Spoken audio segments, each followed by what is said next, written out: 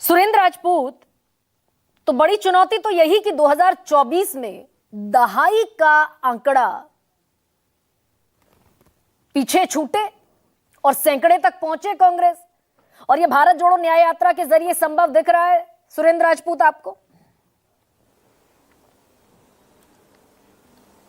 गरिमा जी, मैं सबसे पहले तो आपका और न्यूज़ 24 का शुक्रिया अदा करूं कि आप लोग इतने गंभीर विषय पर बात कर रहे हैं और देश के लिए बात कर रहे हैं। अपनी बात मैं आपको एक नज्म छोटी सी से शुरू कर देता हूं, आपकी भी पूरी समझ में आ जाएगी, दर्शकों की भी।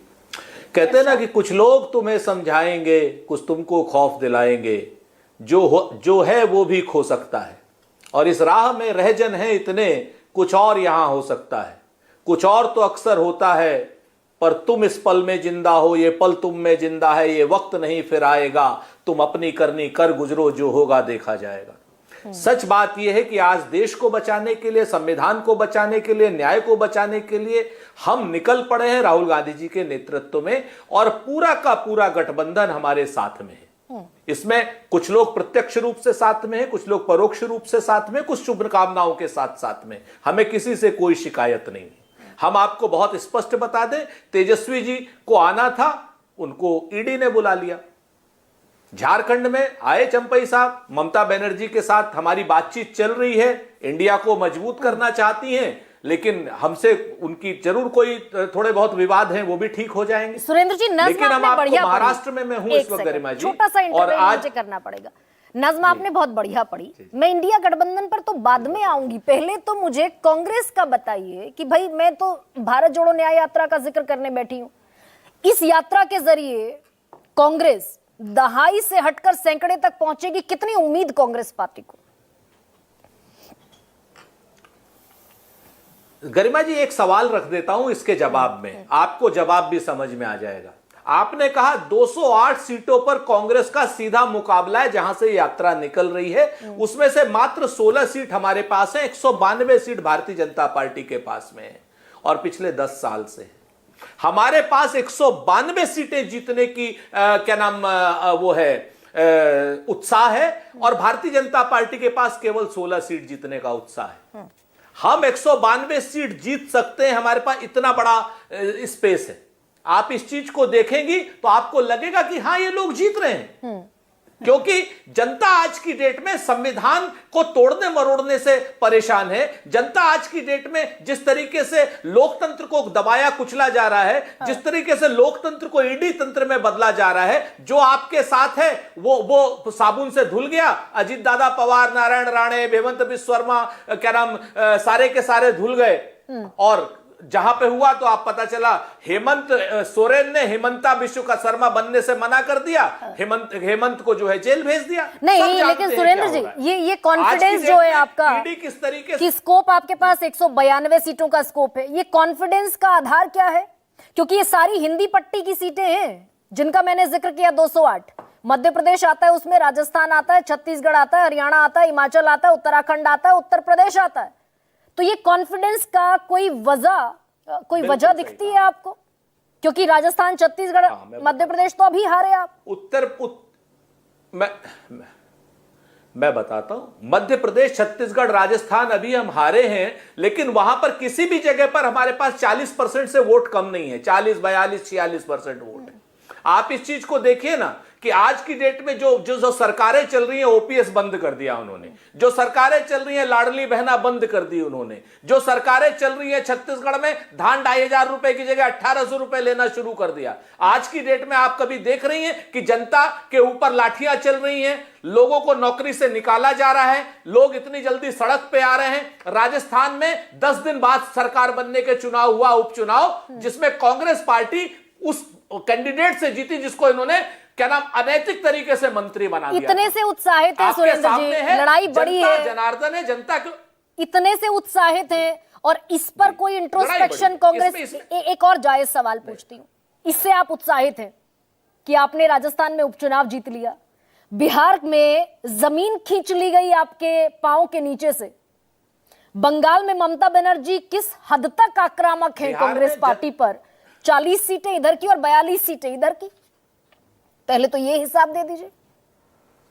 मैं आपको बताऊं, मैं बताता हूं आपसे। हमने कहा ना कि ममता बनर्जी से हमारी बात हो रही है, कुछ विवाद है हमारे, सुलझ जाएंगे निश्चित तौर पर। ममता जी पर हम ज्यादा टिप्पणी नहीं करेंगे। और राहुल गांधी बिहार पर में तो हमें टिप्पणी कर फायदा रही है हो गया। सुरेंद्र जी। इतना बिहार में तो सच। अभी दो मिनट तो रुकिए ना आप। देखिए एक बात बताएं आपसे, यहां पर जब विवाद आदमी को किसी को करना है और हमें संवाद करना है तो हमें कुछ चीजों को फॉरगो करना होता है, कुछ चीजों को हमें अपनी नजर से हटाना होता है। हम हटा रहे हैं, आपके सामने मान रहे हैं इस बात को। दूसरी बात मैं आपको बताऊं, नीतीश कुमार जी का जाना तो हमारे लिए शुभ है। हम तो बिल्कुल स्पष्ट कहते हैं, नीतीश कुमार जी ने जो एलिगेशन कांग्रेस के ऊपर लगाए हैं उससे तो और अच्छा हो गया। वो कहते साहब कांग्रेस की वजह से सारे दल असुरक्षित हैं। तो हमारा कहना था नीतीश कुमार को और केसी त्यागी को, आपके भी मित्र हैं केसी त्यागी और हमारे भी बड़े हैं, हमारा कहना था कि अगर सिर्फ कांग्रेस की वजह से सारे इंडिया के गठबंधन के दल परेशान थे, त्यागी जी या नीतीश कुमार जी, तो इन सारे के सारे दलों ने मिलकर के कांग्रेस को निकाल दिया होता ना। भगोड़े हैं नीतीश कुमार। नहीं, लेकिन सुरेंद्र राजपूत, नीतीश ये कुमार तो और आपके केसी यहाँ त्यागी भगोड़े हैं। ठीक है, आज की ये तो CWC में भी इस बात को लेकर तो अंतर विरोध था कि ये तो 2024 का इलेक्शन टाइम है, ये यात्रा का टाइम नहीं है। तो ये यात्रा पॉलिटिक्स सेंट्रिक ना होकर, इलेक्शन सेंट्रिक ना होकर राहुल गांधी सेंट्रिक हो गई क्या? ये इंट्रोस्पेक्शन की वजह हो सकती है क्या कांग्रेस के लिए?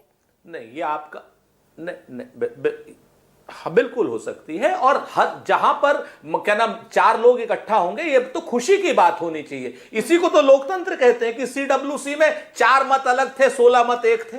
यहां पर हम कम से कम अपने मत आपके सामने रख सकते हैं ना। लेकिन क्या नरेंद्र मोदी जी के यहां पर किसी की हिम्मत है? एक ही नरेंद्र मोदी है, द्वितीयो नास्ति, एक ही ब्रह्म द्वितीयो नास्ति।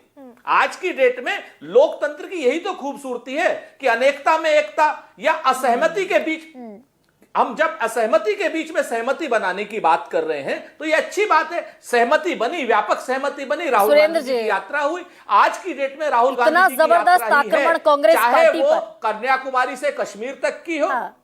इतना जबरदस्त आक्रमण कांग्रेस पार्टी पर, और कांग्रेस पार्टी फिर भी जस्टिफाई करने के मोड में। आप बता दीजिए मुझे, चलिए मैं मान लेती हूं कि ममता बनर्जी के साथ आपका फॉरगो चल रहा है, अखिलेश यादव शामिल होंगे? 100% मैं आपसे पूरी जिम्मेवारी से कहता हूं, अखिलेश यादव जी के नेतृत्व में 80 की 80 सीटें इंडिया गठबंधन लड़ रहा है। और पूरे, जो मुझे नहीं पता विवाद कहां है, मीडिया में विवाद है। राम गोपाल जी कह चुके हैं कि आप बताओ विवाद कहां है। हमारे यहां मुकुल वासनिक, अशोक गहलोत साहब सहित सारे लोग कह चुके कहां विवाद है। क्या नाम हमारे खड़गे साहब कह चुके, हमारी तो बहुत सौहार्दपूर्ण वातावरण में बातचीत हो रही है। बड़ी और दिलचस्प है बिल्कुल अखिलेश यादव जी से हमारा कोई मतभेद नहीं है। दिलचस्प लगता है मुझे। अखिलेश यादव, मैं आपको बताऊं, इस गठबंधन में श्री कृष्ण की भूमिका में। लेकिन सुरेंद्र जी, प्रेस कॉन्फ्रेंस में राहुल गांधी कह रहे थे क्या कि ममता बनर्जी से बढ़िया बातचीत चल रही है। क्या कहा था राहुल? ये तो राहुल गांधी ने कहा। मैं छोड़ देती हूँ मुकुल वासनिक को, पूरी बात हो जाने दिया, सलमान खुर्शीद को।